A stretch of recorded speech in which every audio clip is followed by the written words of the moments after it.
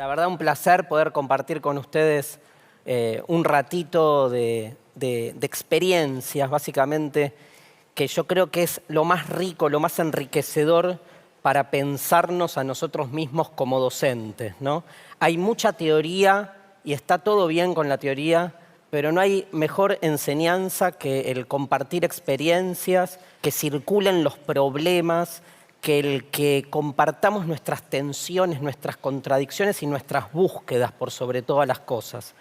En ese sentido, lo que yo intento hacer en esta charla es, más que nada, narrar una experiencia biográfica, personal, que tiene que ver con mi vocación, ¿no? La palabra vocación es una palabra muy interesante, porque es una palabra que tiene, no sé si sabían, un origen religioso, ¿no? Porque vocación, en realidad, en latín significa algo así como voz, ¿no? Viene de voz, no algo así, viene de voz, de la palabra voz.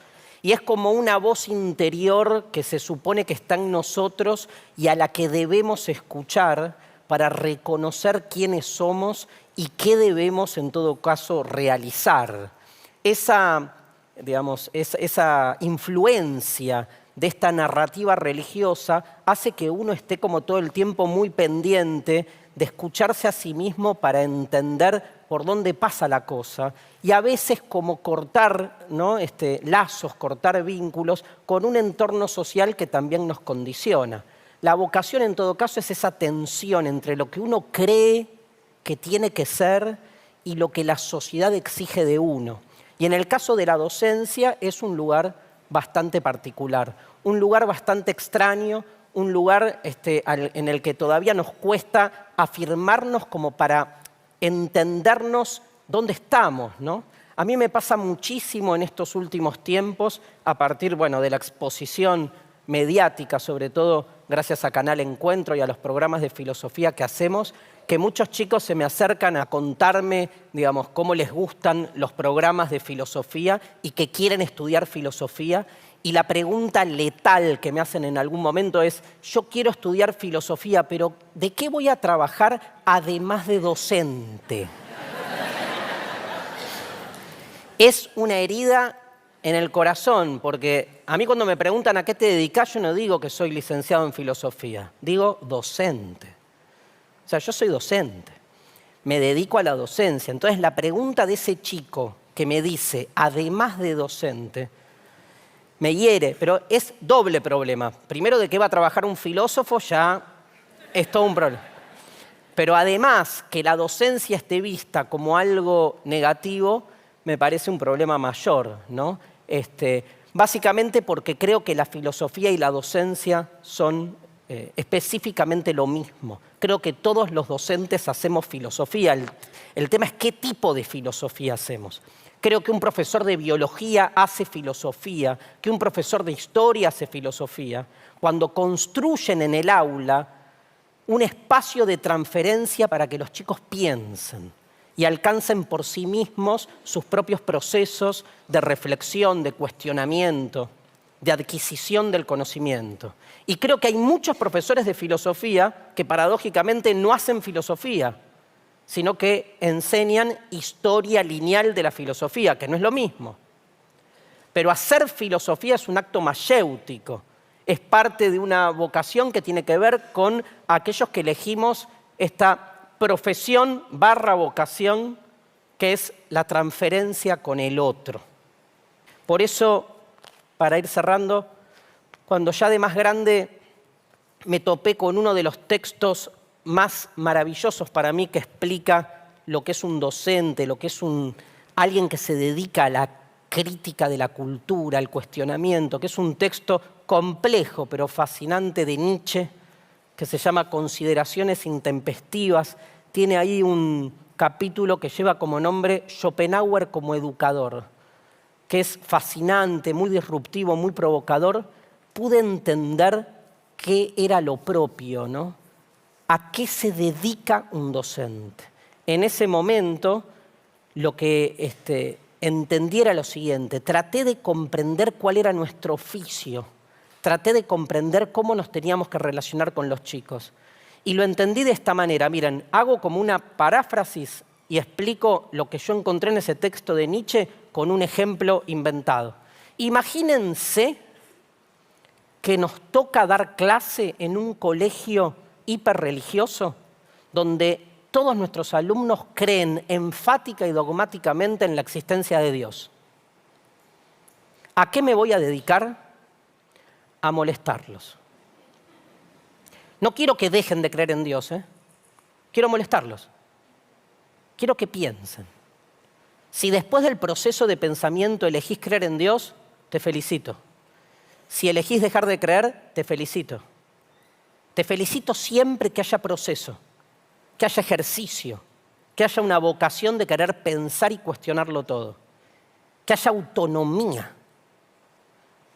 Entonces voy a hacer lo imposible para demostrarte que esa afirmación o esa certeza absoluta de la que partís puede ser de otra manera. Y si cuando termina la hora, y como somos docentes y necesitamos muchos trabajos para llegar a fin de mes, me cruzo a un colegio de enfrente y entro en un aula donde todos mis alumnos están 100% convencidos de que Dios no existe, lo contrario, ¿a qué me voy a dedicar? A molestarlos. Voy a encontrar los 1001 argumentos para demostrar que hay algo que no cierra cuando afirmamos tan taxativa y dogmáticamente que Dios no existe.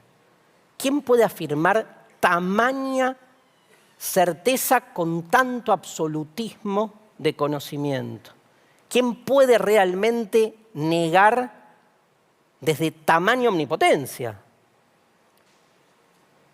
O sea, no voy a hacer otra cosa que cuestionar y que cada uno de ellos piense si lo que cree está debidamente o no argumentado. Muchos terminarán reconfirmando su ateísmo, muchos tal vez no, pero yo pude hacer mi trabajo, que es cuestionar, molestar, generar un espacio de pensamiento.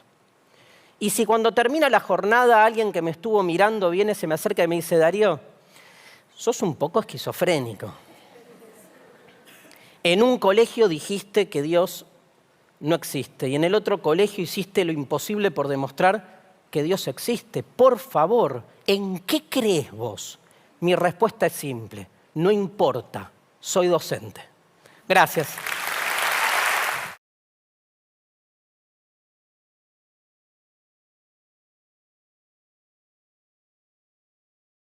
Decía Nelson Mandela, la educación es el arma más poderosa para transformar el mundo.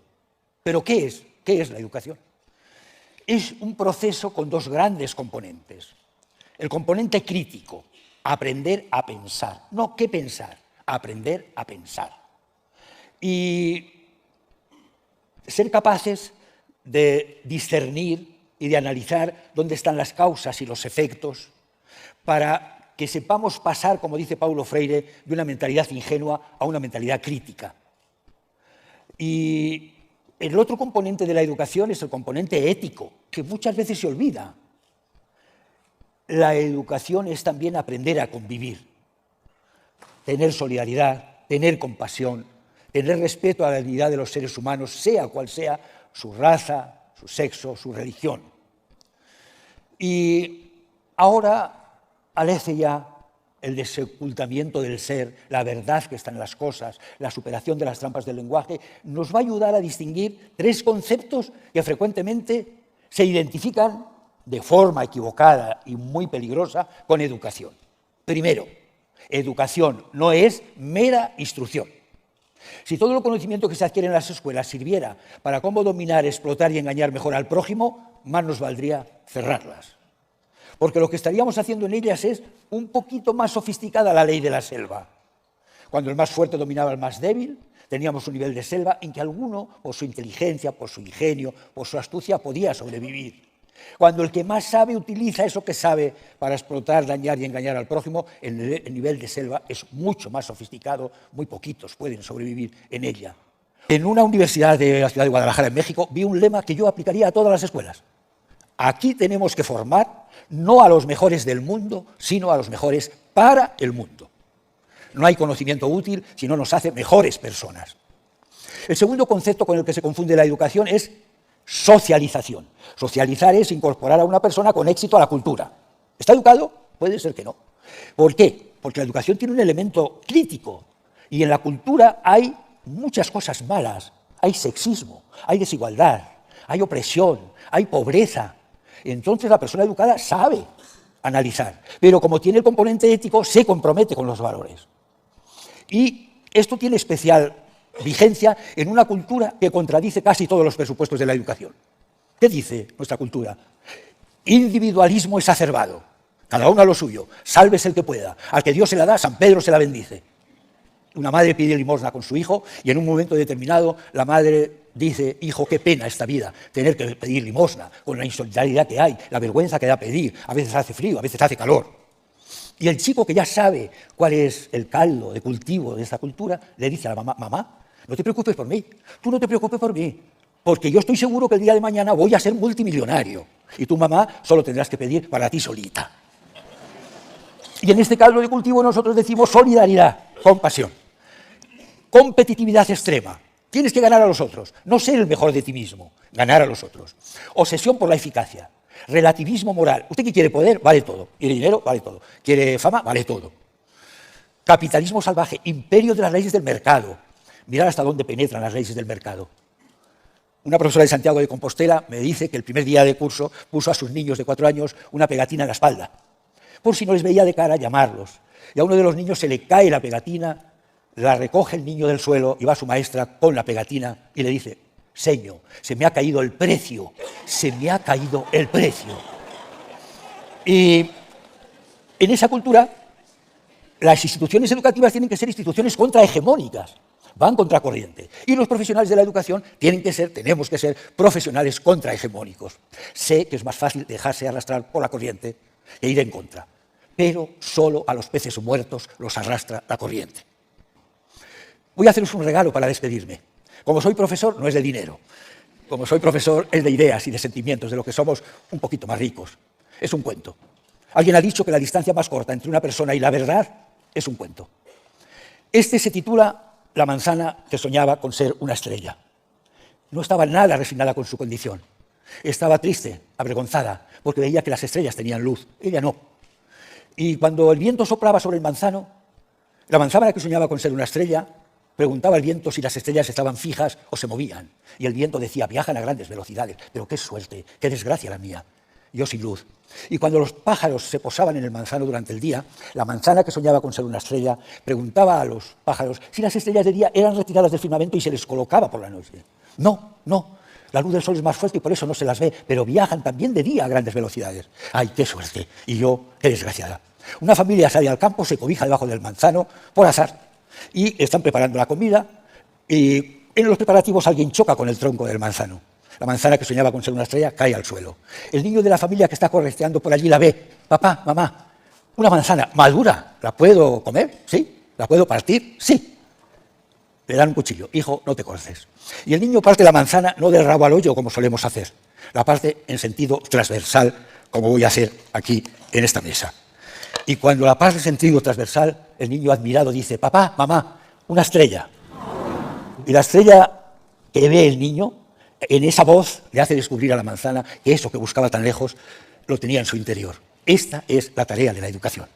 Ayudar a descubrir a nuestros alumnos y alumnas, a nuestros hijos e hijas, que esa estrella de la felicidad que buscan a veces tan lejos, en el dinero, en la fama, en el poder, en las cosas, esa estrella de la felicidad, si miran con cuidado, si miran con atención, la encontrarán nítida, perfecta, en su interior, en el fondo de su corazón. Educación o catástrofe. Muchas gracias. Creo que es uno de los trabajos más exigentes que una persona pueda tener. Y lo digo de verdad. Es una profesión con muchas dimensiones. Y lo cierto es que siempre me ha molestado que la gente que no se dedica a la educación critique tan a la ligera la manera en la que los profesores hacen su trabajo. Tienes que trabajar con 20 o 30 vidas o más durante 40 minutos o una hora y luego se van y te llega otro grupo, sobre todo en primaria o en el instituto, Y todos ellos son personas con una vida llena de esperanzas y expectativas. Son vidas complejas. Traen al aula sus experiencias de casa, de la calle, sus intereses culturales. No deja de ser un momento más que tú compartes con ellos. Así que ser buen profesor conlleva muchas cosas. Una de ellas es que obviamente necesitas saber la materia, aunque yo creo que no siempre tienes por qué saberlo todo. Hace unos años participé en un evento en Vancouver y el invitado de honor era el Dalai Lama. Le hicieron una pregunta. Se quedó muy pensativo. Y entonces tomó aire y pensamos, seguro que va a decir alguna genialidad. Se inclinó hacia adelante, todos nos inclinamos hacia adelante y dijo, no lo sé. Yo pensé, qué decepción. ¿Cómo que no lo sabes? Eres el Dalai Lama. Pero luego dijo, nunca lo había pensado. Y se dirigió al público y preguntó, ¿qué pensáis vosotros? Me encantaron dos cosas de ese instante. En primer lugar, el que es uno de los grandes maestros en el mundo no tiene reparos en decir, no lo sé. Es el mayor experto mundial en algunas áreas del conocimiento, pero no lo sabe todo. Nadie lo sabe todo. Es imposible. El conocimiento y la comprensión humana es un entramado muy denso, y nosotros sabemos solo una parte. Algunos saben más que otros, pero ninguno sabe más que una fracción de todo lo que hay. Ese es uno de los motivos por los que la cultura humana ha tenido tanto éxito. Somos una especie altamente colaborativa. Somos capaces de codificar nuestro conocimiento y compartirlo de múltiples formas, a través de la música, del arte, de la danza, de la literatura, de modos muy distintos. Pero ninguno de nosotros nacemos en un vacío. Somos herederos de la historia de la humanidad, si somos capaces de conectar con ella. Esto me parece muy importante porque los profesores de hoy sienten la presión de tener que saberlo todo. Y es algo totalmente honesto que los profesores digan, no lo sé.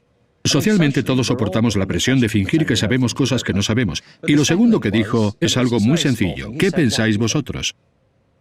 Esto indica que el aprendizaje no es un monólogo, sino que es una relación, es una conversación. Y los grandes profesores de la antigüedad lo sabían. Sabían que el aprendizaje se produce a través del diálogo, la conversación y la interacción. Los grandes profesores son alumnos y los grandes alumnos son profesores. Son todo al mismo tiempo.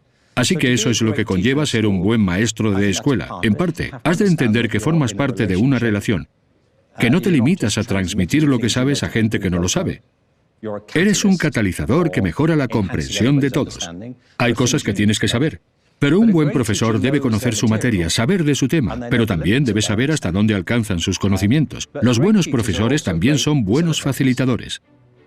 Hay muchas personas que tienen un gran conocimiento especializado, pero no son buenos profesores. Para ser un buen profesor hay que practicar el arte de enseñar, si lo concebimos como una forma de arte. Es como ser un buen médico. Hay un montón de recursos, ideas, técnicas y estrategias. Es saber qué aplicar aquí y ahora. Es una relación, de eso se trata. Tus alumnos no tienen por qué caerte bien, tú no tienes por qué caerles bien a ellos, pero tiene que haber algo del profesor que les despierte la curiosidad, que les impresione. Un buen profesor te anima, del mismo modo que uno malo te desanima. Me acuerdo de profesores que con solo levantar una ceja te hacían sentir fatal. Les hacías una pregunta y te hacían sentir ridículo por haberla hecho. Así puede que le cojas manía a una asignatura. Tenéis una responsabilidad muy grande. No hay que agobiarse, pero los profesores tenéis una influencia tremenda. Mi vida está llena de profesores